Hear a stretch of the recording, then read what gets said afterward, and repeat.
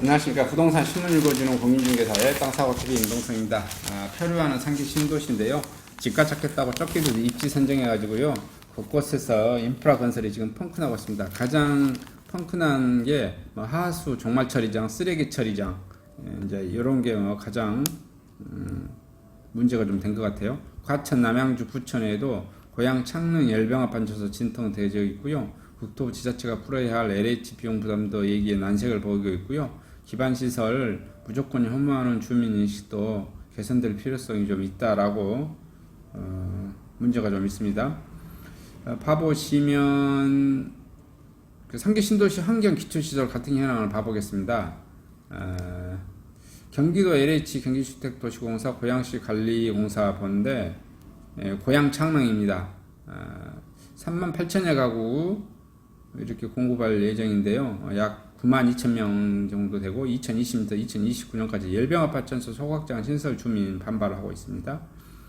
그리고 이제 경기도 LH 부천 도시공사가 주장하는 부천 대장 2만 가구 48,000명 공급할 예정이고요. 20년부터 29년까지 하수 처리장, 광역 소각장 지하 예산 문제가 말썽이 되고 있네요. 그다음에 과천 경기도 LH 경기주택도시공사 과천도시공사 7천 가구 18,000명인데요. 하수 처리장 증설을 주민이 반발하고 있습니다.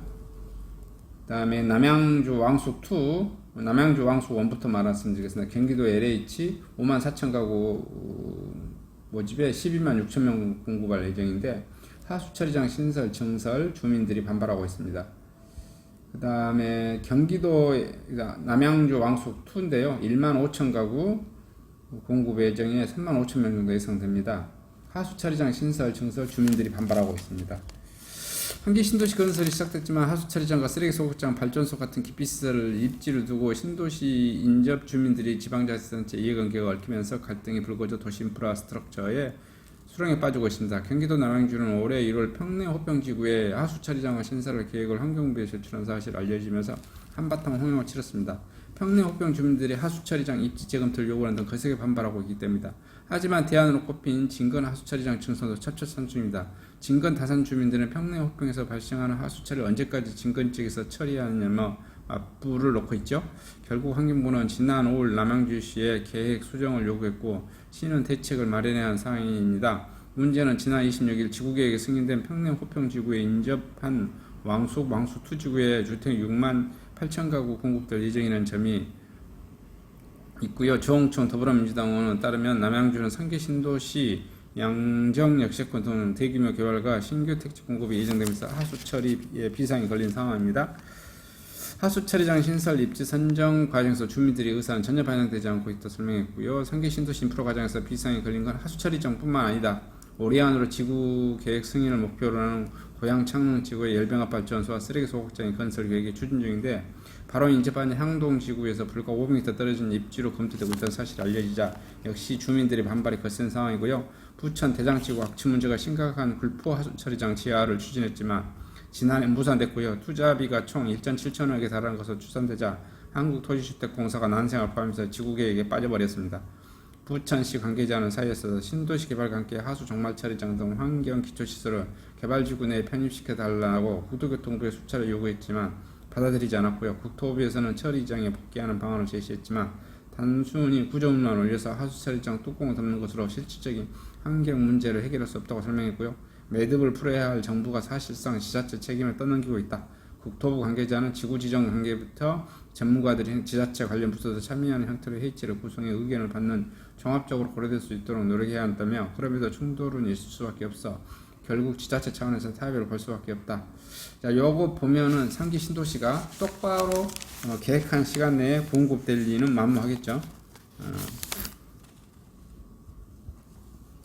아마 요런 토지 보상 문제로 토지 지와 치고받고 싸움박질하고요. 또 옆에 있는 주민들이 nim비 현상 때문에 예를 들어서 하수 종말 처리장, 쓰레기 매각장, 소각장 이런 것도 문제 때문에 도시계획이 제대로 또 진행이 안 될 거예요. 그 다음에 상계 신도시 또 선입주 후교통, 요거 선입주 후교통 항상 해왔던 거라 이거 다 거짓말이에요.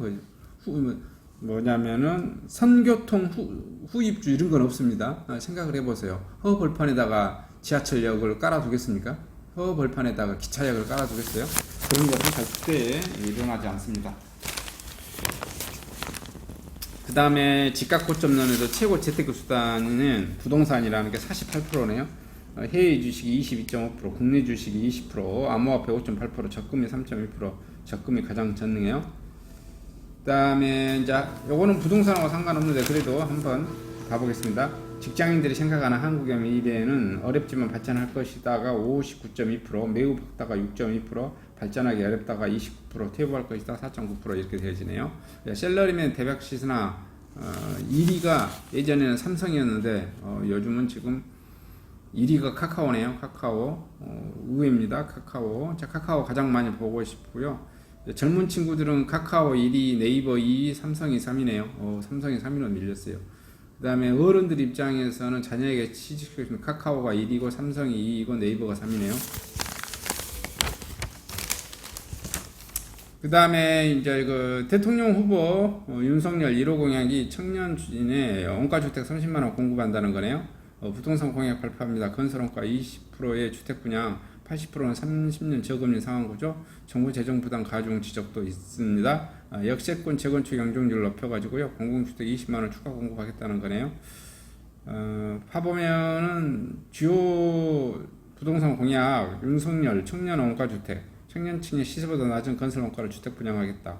홍준표 반값 아파트, 정부가 토지 보유 조건으로 아파트 값 절반으로 인하, 유승민 희망사다리 주택, 무주택자에 대해 LTV 80%까지 하나, 최재형 주거사다리 회복, 청년 실업부터 토지 임대 주택 반값 공급, 원희룡 국가찬스 반반주택, 생애 최초 주택 구입자에게 정부가 집값 절반 투자. 이게 뭔 소리인지 모르겠습니다만은 제가 그 전에 말했죠. 반값 아파트는 실제로 홍준표하고 최재형이 말한 이런 것은 뭐 토지 임대부 주택 이런 것은 원하는 사람이 아무도 없어요. 아무도 없어. 그리고 이것은 국가만 쉽게 말하면 실질적인 부동산 국가를 가져가는 거죠. 요거에서 희망하는 사람들은 거의 없습니다. 아예 못 사게 할 거거든요. 실제 공급이 안 될 거예요. 그 다음에 유승민은 뭐 특별한 거 없고 80% 공급해 뭐 대출 많이 해주겠다는 것, 그거 빼놓고는 특별한 거 없는 것 같고요. 그 다음에 이제 원희룡이 말한 것은 반반주택 이게 뭔 소리인지 한번 더 봐봐야 될 것 같고요. 윤석열 대표가 말하는 것, 아니 윤석열 뭐 주자가 말한 것은 청년 원가주택, 원가로 공급을 하고 나머지 비용을 LH가 주도하고 LH가 원가로 공급하겠다. LH가 이익을 하나도 보지 않겠다. 뭐 이렇게 말한 것 같은데 이것도 뭐 제가 보기에는 좀 말장난 같기도 해요. 실질적으로 지금 현재 LH는 국민임대 아파트 같은 경우는 LH가 손해보고 제공하고 있고요. 손해보고 제공하고 있습니다. 왜냐하면은 원가보다 더 낮은 70% 선에서 공급하고 있고요. 그 다음에 이제 그 중산층에 사는 일반 아파트는 이제 원가보다는 더 많이 받고 있는 걸로 알고 있습니다. 근데 이것을 지금 원가에 공급하겠다고 하는 것인데 또 원가에 공급을 얼마까지 또 언제까지 해줄 것인지 아니면 뭐 모르죠. 윤석열 주자란 분도 이러한 것을 30만 원만 딱 공급하고 그 다음부터 또 돈 받고 할 것인지 뭐 이런 문제가 좀 발생될 수 있을 것 같아요. 어쨌든 이제 나머지 비용은 또 국가가 부담해야 되는 것. 그러니까 이제 윤석열 입장에서는 그냥 그런 것 같아요. 국가가 손해 보지 않는 상황에서 그러니까 원가 그 아파트 짓는데 다 채당 예를 들어서 3억에 들어갔다. 땅 가격, 건물 가격 다 했던 3억 들어갔다. 3억에만 팔겠다. 이익 안 보고 뭐 그런 내용 같아요. 국가니까 이익 보지 말아라. 그래서 국민을 위한 차원에다 뭐 이런 식의 논리인 것 같습니다. 그래서 이게 뭐 몇 년까지 공급될지 또 더 자세한 내용을 한번 봐보도록 해보겠습니다. 이상 영상을 마치도록 하겠습니다. 감사합니다.